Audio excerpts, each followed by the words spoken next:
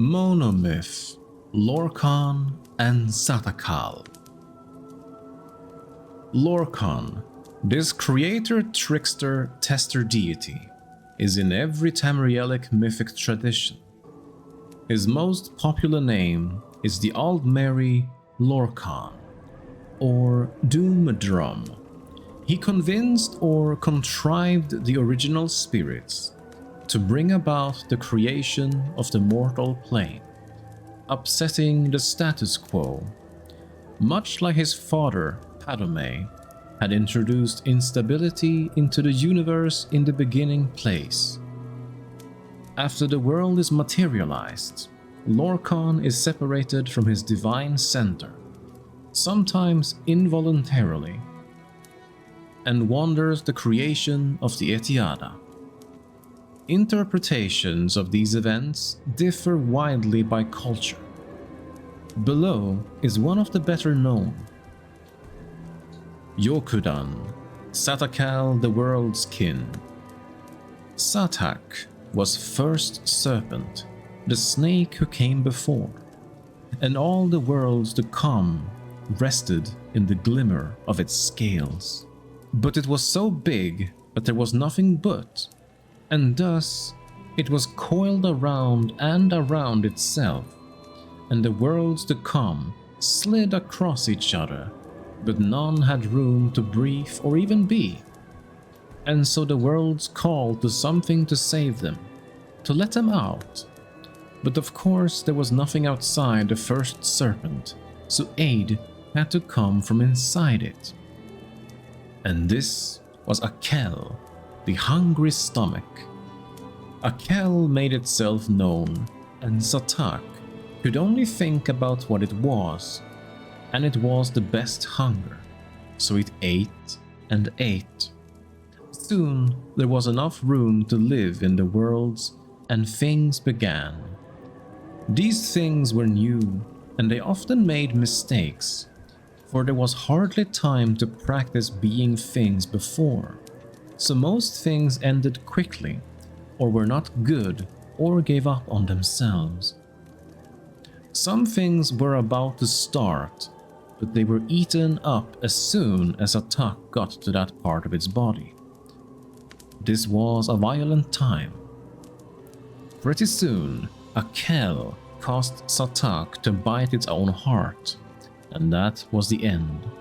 The hunger, though, refused to stop, even in death, and so the first serpent shed its skin to begin anew.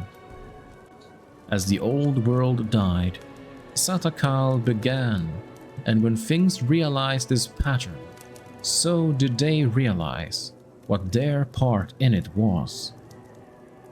They began to take names like 𝕱𝖑𝖑𝖔𝖕 or Tuaka, and they strode about looking for their kin. As Satakal ate itself over and over, the strongest spirits learned to bypass the cycle by moving at strange angles. They call this process the walkabout, a way of striding between the world's skins. 𝕱𝖑𝖑𝖔 was so big that he was able to place the stars in the sky so that weaker spirits might find their way easier. This practice became so easy for the spirits that it became a place called the Far Shores, a time of waiting until the next skin. 𝕱𝖑𝖑𝖔 was able to sire many children through the cycles, and so he became known as the Tall Papa. He continued to place stars to map out the void for others, but after so many cycles, there were almost too many spirits to help out. He made himself a helper from the detritus of past skins, and this was Sepp, or the second serpent. Sepp had much of the hungry stomach still left in him, multiple hungers from multiple skins. He was so hungry he could not think straight. Sometimes he would just eat the spirits he was supposed to help.